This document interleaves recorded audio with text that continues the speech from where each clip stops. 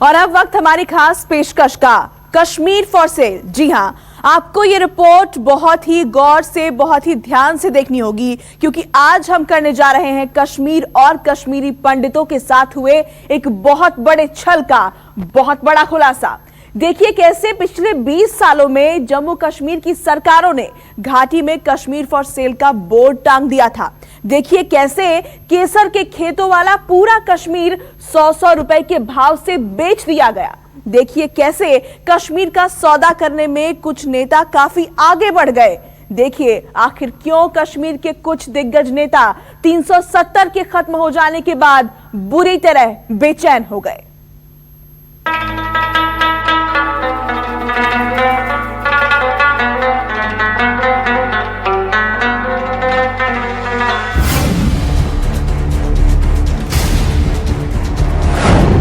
पहले जमीर बेचा, फिर जमीन बेच दी।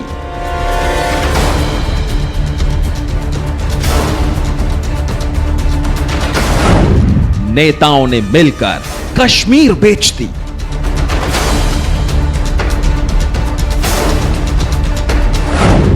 कश्मीरी पंडितों के साथ सबसे बड़ा छल एक्सपोज।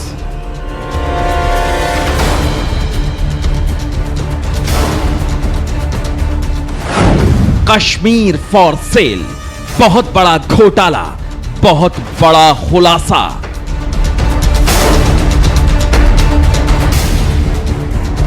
ये जो गुजर बकरवाल नो मैरिज कम्युनिटी है, इनके साथ छेड़छाड़ मत कीजिए। इसके नताइज आपको बहुत ही ज्यादा खतरनाक भुगतने पड़ेंगे। ये इन जंगलों के रखवाले हैं, ये यहाँ इनके जद अजदाद सैकड़ों सालों से यहाँ रह रहे हैं। पहले ही आपने 24,000 कनाल जमीन जो है वो इंडस्ट्रीज को दे दी है। वो जंगल है, हमारा सरमाया है, और आज आप इन लोगों को यहाँ से खदेड़ के, यहाँ से इनको निकाल के किसको ये जमीन देना चाहते हैं? किसके हवाले ये हमारी आबो हवा, हमारे खूबसूरत जंगल किसको देना चाहते हैं? महबूबा मुफ्ती ने मोदी सरकार पर बड़ा आरोप लगाया है। महबूबा ने दावा किया है कि 370 के बहाने मोदी सरकार कश्मीरी मुसलमानों की जमीन हड़पना चाहती है। पीडीपी अध्यक्ष ने खतरनाक नतीजे भुगतने की चेतावनी भी दे दी। कुछ दिन पहले फारूक और उमर अब्दुल्ला ने भी ऐसा ही आरोप लगाया था, लेकिन सुप्रीम कोर्ट का आदेश और सीबीआई की छानबीन कहती है कि कश्मीर को बेचने की प्लानिंग लंबे वक्त से हो रही थी। यह प्लानिंग थी जम्मू की डेमोग्राफी बिगाड़ने की। यह प्लानिंग थी कश्मीर की इंच इंच जमीन बेच देने की। यह प्लानिंग थी हिंदुस्तान से गद्दारी की। लेकिन 370 हटते ही कश्मीर के बड़े नेताओं की प्लानिंग फेल हो गई। 370 हटने के बाद अब वो अपने चहेतों को जम्मू कश्मीर में सरकारी जमीनों की बंदरबाट नहीं कर पाएंगे। महबूबा मुफ्ती इसलिए बेचैन है क्योंकि वो जम्मू और कश्मीर की पूरी डेमोग्राफी चेंज करने के अपने नापाक इरादों में अब कामयाब नहीं हो पाएगी। ये बौखलाहट इसलिए है क्योंकि जम्मू कश्मीर में 20 सालों से चला आ रहा रोशनी योजना घोटाला अब एक्सपोज हो गया है। इस रिपोर्ट को गौर से देखिए, क्योंकि अगले 5 मिनट में आपको 4 बड़े सवालों के जवाब मिल जाएंगे। सवाल नंबर 1, 25,000 करोड़ का कश्मीर फॉर सेल घोटाला कैसे हुआ? सवाल नंबर 2, 2001 से चल रहा कश्मीर फॉर सेल घोटाला किसने किया? सवाल नंबर 3, कश्मीर में हुए सबसे बड़े घोटाले का पता कैसे चला? और सवाल नंबर 4, घोटाले का पता चलने के बाद क्या क्या और किस किस पर एक्शन हुआ? जो भी व्यक्ति होगा, चाहे वो कश्मीर से हो चाहे जम्मू से हो, फर्क ये नहीं पड़ता, लेकिन उन्होंने गलत तरीके से इस रोशनी एक्ट की आड़ में उस फायदे को उसका फ़ायदा लिया है। तो मुझे लगता है कि अगर सरकार ने इस प्रकार का कानून निकाला है तो इसमें जो बड़े लोग हैं उनका नाम पहले आना चाहिए। अगर कोई कनाल ये कोई 1 मरला 2 मरला 3 मरला में बसा है तो उसके बारे में कंसिडर करना चाहिए। बड़ी मछलियों को छोड़ करके अब ये सारी गाज उन पर गिरे, ये भी गलत है। सबसे पहले समझिए कि कश्मीर की जमीन को कौड़ियों में बेचने वाला ये घोटाला है क्या, और कैसे जम्मू कश्मीर के 370 का समर्थन करने वाले नेताओं ने पिछले 20 सालों में पूरा कश्मीर कौड़ियों के दाम अलगाववादियों को बेच दिया। डेमोक्रेसी के चार पिलर हैं, समझिए 4 के 4 पिलरों में जिसको दाव लगा उससे वो दाव लगाया और जमीन ले ली। इसके बाद 2001 में डॉक्टर फारूक अब्दुल्ला ने एक कानून लाया था कि जिसके पास भी जमीन है, एक रोशनी एक्ट बनाया गया था कि वो जमीन की कीमत डाली जाएगी और मालिकों से वो पैसे लिए जाएंगे, मगर कुछ ऐसा नहीं हुआ। और अब समझिए कश्मीर फॉर सेल घोटाला है क्या। दरअसल 2001 में आया रोशनी एक्ट, तब के मुख्यमंत्री फारूक अब्दुल्ला ने जोतने वालों की जमीन का नारा बुलंद किया। रोशनी एक्ट में प्रावधान किया कि कश्मीर में खेती लायक सरकारी जमीन पर जिसने भी अवैध कब्जा कर रखा है उसे जमीन बेच दी जाएगी। इस तरह फारूक अब्दुल्ला सरकार ने 2 लाख कनाल जमीन का सौदा किया। फारूक अब्दुल्ला की सरकार ने यह दावा किया था कि इससे सरकार को 25,000 करोड़ मिलेंगे। इस रकम का इस्तेमाल जम्मू कश्मीर में बिजली बनाने के लिए किया जाएगा। इसलिए फारूक अब्दुल्ला ने इस योजना का नाम रोशनी योजना रख दिया। अब देखिए कैसे सरकारें सरकारी कागजों में खेल करती रहीं और पूरे कश्मीर को कौड़ियों में बेच दिया गया। 2007 में रोशनी एक्ट में संशोधन हुआ, जमीन मुफ्त में बांटी जाने लगी। 1 कनाल जमीन सिर्फ 100 रुपए की प्रोसेसिंग फीस लेकर बांट दी गई। अब आपको बता दें कि मामले की जांच सीबीआई कर रही है। साथ ही साथ जिन भी लोगों ने इस जमीन को हड़पा हुआ है, यानी जिन लोगों को यह जमीन दी गई है, उन लोगों के नाम 6 महीने तक सार्वजनिक किए जाएंगे और 6 महीने के भीतर वो तमाम भूमि जो है सरकार वापस लेगी। और सरकार की ओर से भी इस बात को साफ कर दिया गया है, चाहे छोटी मछली हो या बड़ी मछली हो, यानी बड़ी से लेकर छोटी मछली तक कोई भी बचेगा नहीं।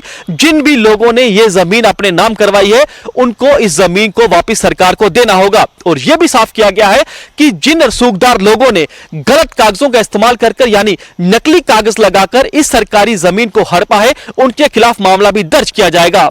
अब सरकार जो है, उच्च न्यायालय ने साफ कर दिया है कि 6 महीने के अंदर उन सभी लोगों को जमीन वापस देनी होगी जिसने इस सरकारी जमीन को हड़पा हुआ है। मामले की जांच सीबीआई कर रही है। अगर मैं आपको एग्जांपल से समझाऊं तो जिस जगह पर मैं अभी खड़ा हूं, यहां पर दरअसल एक आपको मैदान दिख रहा है। यह जो भूमि है, यहां पर क्या है जम्मू कश्मीर में कि अगर मान लीजिए कि जो रोशनी योजना एक्ट के तहत घोटाला हुआ है, अगर किसी को 10 कनाल भूमि दी गई है, 1 कनाल में 20 मरला आती है। यह हम एग्जांपल देख के आपको बता रहे हैं कि अगर किसी के हाथ जो है 10 कनाल भूमि लगी है जो सरकारी जमीन पर जिसने कब्जा किया होता, अगर वो सरकारी फीस देता, अगर 1 लाख फीस बनती, उसने 1 लाख नहीं दी बल्कि उसने 10,000 दिए। दरअसल ये एग्जांपल दे रहे हैं कि ऐसा हुआ। इसीलिए हम कह रहे हैं कि सरकारी जमीनों की इस कदर बंदरबाट की गई, औनी पौने दांव में जो है सरकारी जमीन को बेचा गया। दावा यह किया गया कि यह जमीन उन लोगों को दी जाएगी जो लंबे वक्त से उस जमीन पर खेती कर रहे हैं, लेकिन बाद में अपने पसंदीदा लोगों को पूरा कश्मीर 100 रुपए कनाल के रेट पर नीलाम कर दिया गया। गरीबों की मदद के नाम पर शुरू हुई स्कीम में जमकर घोटालेबाजी हुई। ये कानून 2001 में फारूक अब्दुल्ला की सरकार ने बनाया था, फिर 2004 में मुफ्ती ने इसे आगे लिया और 2007 में गुलाम नबी आज़ाद की सरकार ने इसे बहुत सिनिस्टर तरीके से पेनिट्रेट करके सोसाइटी में एक कम्युनल एजेंडा के तहत इम्प्लीमेंट किया। महबूबा मुफ्ती ने एक दिन ऑर्डर निकाला 14 फरवरी 2018 का 4 पेज का वो ऑर्डर, जिसमें डीएम और एसएसपी को निर्देश दिए गए थे कि अगर कोई मुसलमान जम्मू संभाग में ज़मीन पर कब्जा करता है आप उस पर कोई कार्रवाई नहीं करेंगे। कोई ऑर्डर अगर मुसलमान को ज़मीन से बाहर निकालने के लिए आदेश जारी करता है, आप उस ऑर्डर को कैरी आउट करने के लिए पुलिस असिस्टेंस प्रोवाइड नहीं करेंगे। जमीन के बड़े बड़े पट्टे अलगाववादी नेताओं और उनके बच्चों के नाम कर दिए गए। पूर्व राज्य मंत्री ताज मोहिउद्दीन की 3 बेटियों ने कौड़ियों में जमीन ले ली और कई बड़े नेताओं का नाम इस घोटाले में सामने आया है। कई पूर्व मंत्री, विधायक, सरकारी कर्मचारी, पुलिस ऑफिसर और उद्योगपतियों का नाम इस घोटाले में सामने आ रहा है। लेकिन नेशनल कॉन्फ्रेंस, पीडीपी और कांग्रेस के नेता इसे बदले की कार्रवाई बता रहे हैं। रोशनी एक्ट का जहां तक तल्लक है, ये हाई कोर्ट के डिवीजनल बेंच ने इसमें फैसला दिया है। उन्होंने सीबीआई की जांच के लिए कहा है, तो सीबीआई की रिपोर्ट का हमें इंतजार करना चाहिए अगर कोई ऐसी बात है तो। बाकी जिस नीयत से ये एक्ट बनाया गया था उसमें कोई घोटाले की बात नज़र आती नहीं, मगर फिर भी ऑनरेबल हाई कोर्ट ने जो कहा है हमें उसका एहतराम करते हुए सीबीआई की रिपोर्ट का इंतजार करना चाहिए। कानून में कोई घोटाला नहीं है। अगर कानून का मिसयूज हुआ है, कानून का किसी ने दुरुपयोग किया है, किसी ने दुरुपयोग करवाया है, वो जुर्म है, वो स्कैंडल है। वो स्कैंडल की जांच हो, वो अच्छी बात है कि अगर कानून का मिसयूज किया और उसके तहत जो है फायदा लिया, फायदा देने वाला, फायदा लेने वाला, वो बेनकाब होना चाहिए, उनके खिलाफ कार्रवाई होनी चाहिए। कश्मीर के साथ छल यहीं नहीं रुका, जम्मू की डेमोग्राफी बदलने की कोशिश की गई। जम्मू में जितने लोगों को इस स्कीम में पट्टा दिया गया उनमें से 94% मुस्लिम थे। जांच में सामने आया कि ऐसा जानबूझकर किया गया। अल्टीमेटली ये सारा एक स्कैम बन के उभरा और इसमें मैक्सिमम बेनिफिशियरीज जो हैं वो हमारे पॉलिटिशियंस हैं, हमारी पॉलिटिकल पार्टीज़ हैं, हमारे ब्यूरोक्रेट्स हैं, वो लोग जो माफिया है वो है, इसमें बेनिफिशियरीज हैं। प्लस इसे पॉलिटिकल रीजंस के लिए भी इस्तेमाल किया गया जम्मू की डेमोग्राफी को चेंज करने के लिए, जम्मू को हिंदू विहीन बनाने के लिए। जिस तरीके से इस्लामिस्ट्स ने कश्मीर को 90s में बनाया, उस साजिश का भी रोशनी एक्ट एक हिस्सा था। जहां जहां मुसलमान अप्लाई करता था, रोशनी एक्ट के तहत उसे जमीन दे दी जाती थी, सरकारी जमीन। इनफैक्ट बाहर से मुसलमानों को लाके हिंदू डोमिनेटेड एरियाज में बैठाया गया और उनके नाम पे जितनी भी उन्होंने एप्लीकेशंस अप्लाई की, ओवरवेलमिंगली 90% से अधिक एप्लीकेशंस उनकी सक्सेसफुली रोशनी कानून में इन्होंने प्रोसेस की। और केवल रोशनी ही एक टूल नहीं था, इसके अलावा और भी बड़े सारे टूल्स डिप्लॉय किए गए थे जम्मू की डेमोग्राफी को चेंज करने के लिए।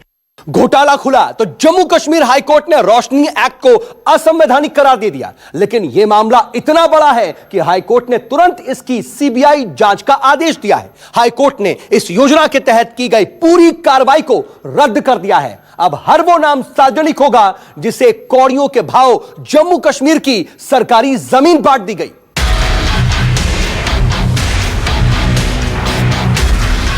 हाई कोर्ट के ऑर्डर के बाद जांच शुरू हो गई है।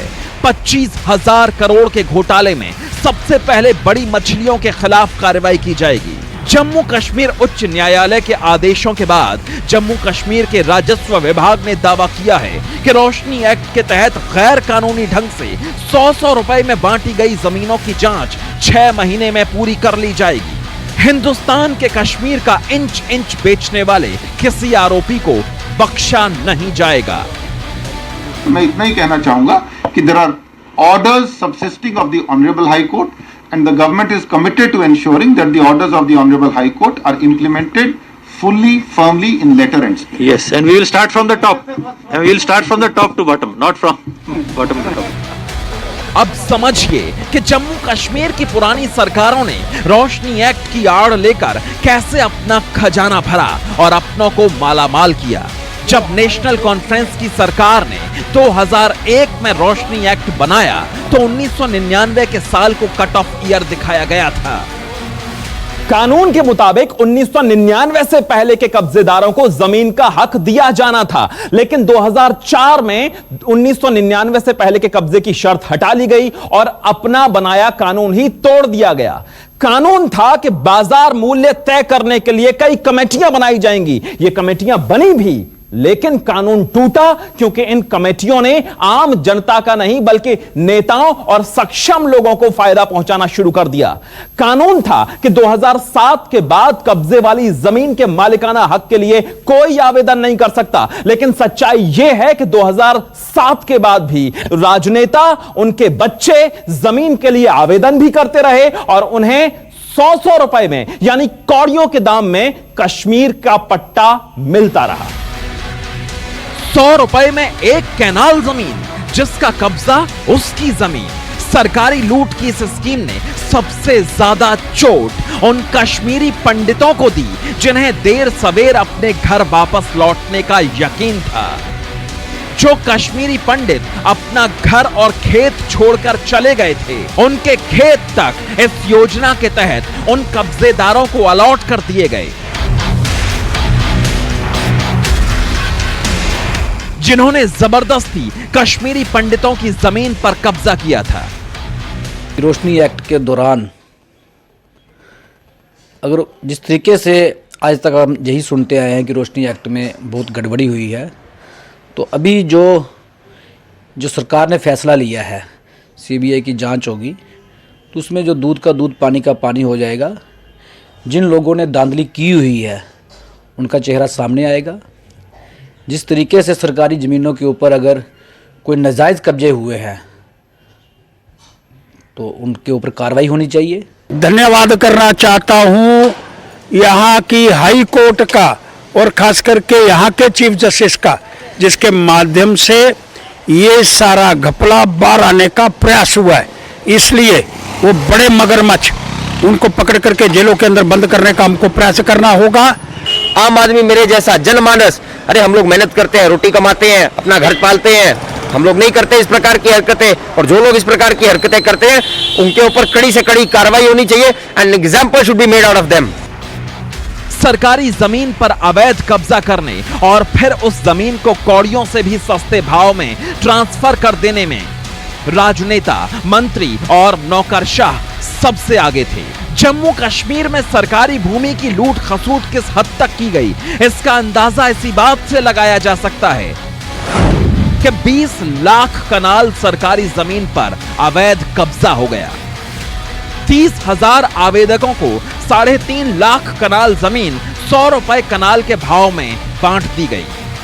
अब खबर की क्रोनोलॉजी समझिए। केंद्र सरकार ने भूमि कानूनों में संशोधन कर बाहरी लोगों के लिए जम्मू कश्मीर में जमीन खरीदने का रास्ता खोल दिया है। नए कानून के तहत अब राज्य में कोई भी जमीन खरीद सकेगा।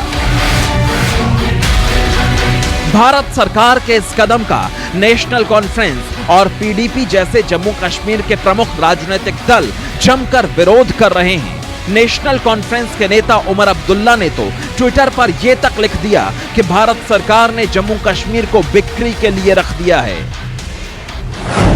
जम्मू कश्मीर में भूमि के मालिकाना हक को लेकर कानूनों में किए गए संशोधन हमें नामंजूर हैं। जमीन की खरीद और ट्रांसफर को आसान बनाकर भारत सरकार कश्मीर की अहमियत को खत्म करना चाहती है। जम्मू कश्मीर को बिक्री के लिए रख दिया गया है।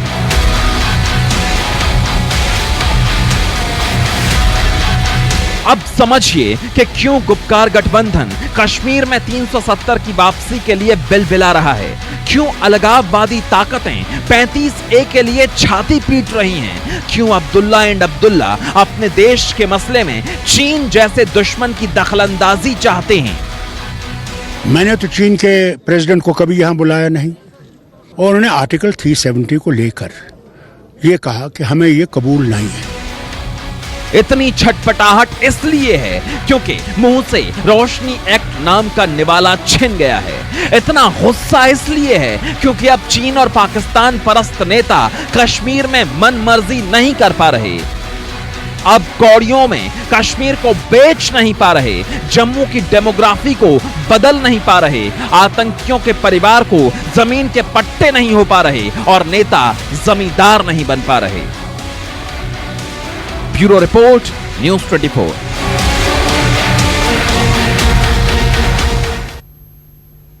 नमस्कार, मैं हूं मानक गुप्ता। अगर आपको हमारा ये वीडियो पसंद आया हो तो इसे लाइक और शेयर जरूर करें और हां, हमें सब्सक्राइब और फॉलो करना ना भूलें ताकि आप देश और दुनिया की कोई खबर मिस ना करें। तो जुड़े रहिए हमारे साथ और देखते रहिए न्यूज़ 24।